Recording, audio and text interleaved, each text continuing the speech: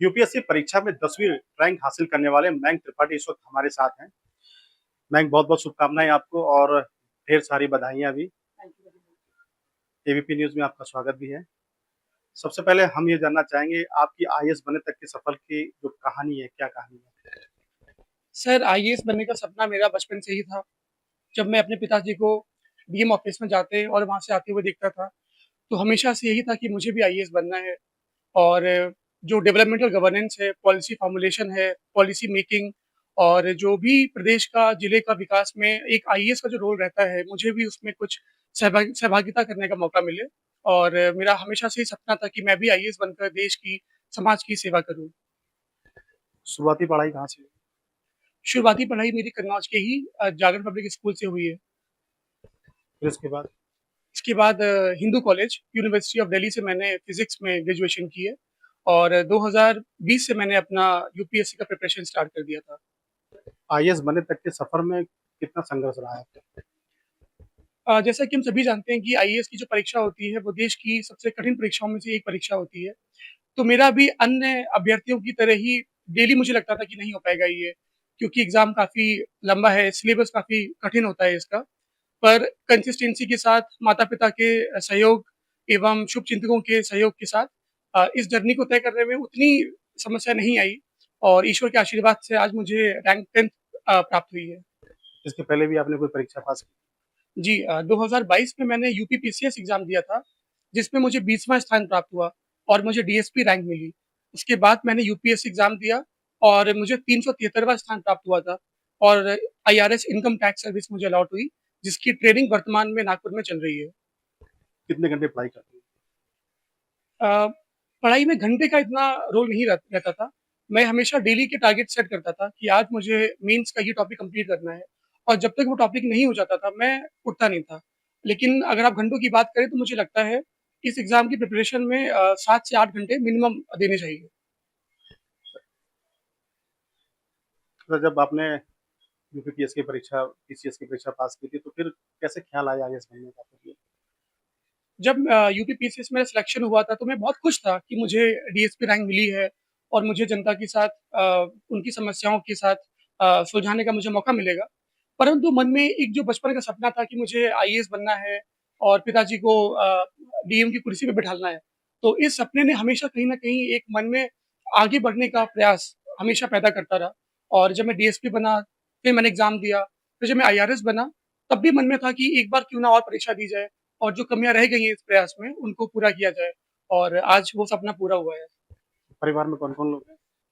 परिवार में माता-पिता, दादाजी और छोटी बहन है जो भी प्रिपरेशन कर रही है एग्ज़ाम्स की। हौसला कहाँ से मिला? हौसला बढ़ाने में देखा जाए तो सभी का ही योगदान है, पूरे परिवार का ही योगदान रहा है। अ लेकिन अगर मैं देखा जाए तो मेरे दादाजी का सपना था कि मेरे परिवार में कोई गेज़ेटेड ऑफ़िसर होना चाहिए। तो दादाजी और पिताजी का जो सपना था कलेक्टर बनने का, तो उनसे ज़्यादा प्रेरणा मिली है। अच्छा, अब आप आईएएस बन गए हैं, तो और बहुत सारे छात्र हैं, तो उनके मोटिवेशन के लिए क्या कहना चाहिए? मैं सभी छात्रों से यही कहना चाहूँगा कि आपने जो भी लक्ष्य डिसाइड किया हुआ है, यूपीएससी ही एक ऑप्शन नहीं है। अगर आपको डॉक्टर, इंजीनियर जो भी बनना है, उस लक्ष्य के प्रति कर्मठता, समर्पण भाव से तैयारी कीजिए और बिल्कुल भी निराश मत होइए। आप जो भी कर रहे हैं, उसको पूरी एकाग्रता के साथ कीजिए। उसमें जो भी बाधाएँ आएँगी, अगर आप उनका तटस्थता के साथ सामना करेंगे, तो मुझे लगता है कि आप अपने लक्ष्य तक अवश्य पहुँचेंगे। अच्छा, अब आप आईएएस बन गए हैं, तो आने वाले समय में जब आप कलेक्टर बनेंगे यहाँ पर, किसी भी जिले में जाएँगे, तो सबसे पहले प्राथमिकता क्या रहेगी? देश के प्रति क्या रहेगी और जिले के प्रति? सर प्राथमिकता यही रहेगी कि पॉलिसी जो भी सरकार की है, उनको जिले में इम्प्लीमेंटेशन करवाना उनका और जनता की जो भी समस्याएँ हैं, उनका समाधान करवाना और जनता के साथ एक जुड़ाव स्थापित करना, जिससे कि उनकी समस्याओं को अपनी समस्याओं को मानते हुए, उनका सही से समाधान किया जा सके। पापा कहाँ जॉब करते हैं?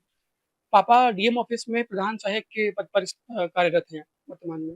कभी लगा था कन्नौज जिले में, क्योंकि शिक्षा के क्षेत्र में अभी आज भी बहुत पिछड़ा हुआ था, कभी लगा था कि यहाँ से निकल कर आप इतनी बड़ी कुर्सी पे जाएँगे? सर मेरा जो रोल मॉडल रहा है वो हमेशा एमएस धोनी रहे हैं क्रिकेट में।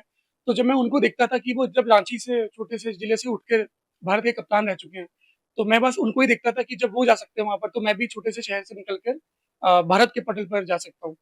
तो हमेशा से मन में यही मोटिवेशन रहता था और माता-पिता पापा हमेशा बोलते थे कि तुम आईएएस बनोगे और बस मेहनत करते रहो और भगवान में विश्वास रखो। और मुझे लगता है कि आज मेहनत और भगवान ने साथ दिया और आज मैं इस मुकाम पे पहुँचा हूँ। कन्नौज में भी बहुत सारे छात्र तैयारी कर रहे हैं, यूपीपीएस की तैयारी कर रहे हैं, यूपीएससी की तैयारी कर रहे हैं। उनके मन में कहीं न कहीं हीन भावना रहती है कि यहाँ पर उतनी अच्छी शिक्षा नहीं है, उतनी अच्छी कोचिंग सेंटर नहीं है।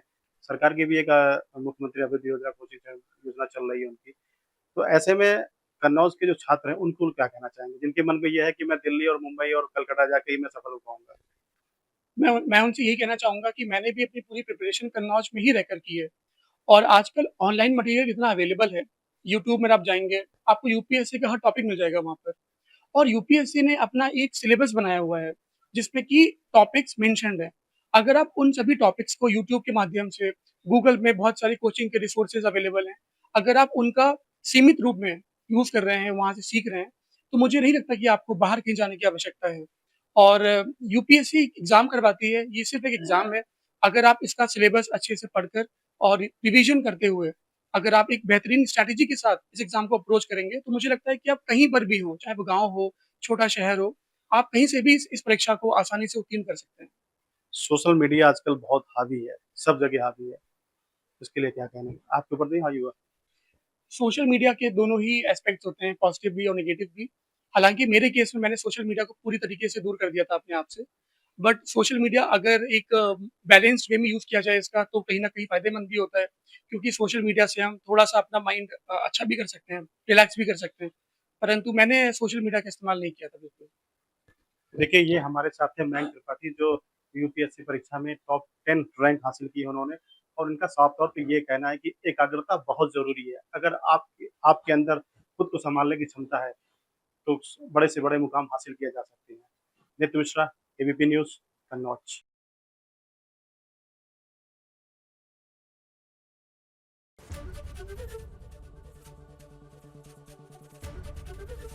एबीपी गंगा, खबर आपकी, जुबान आपकी।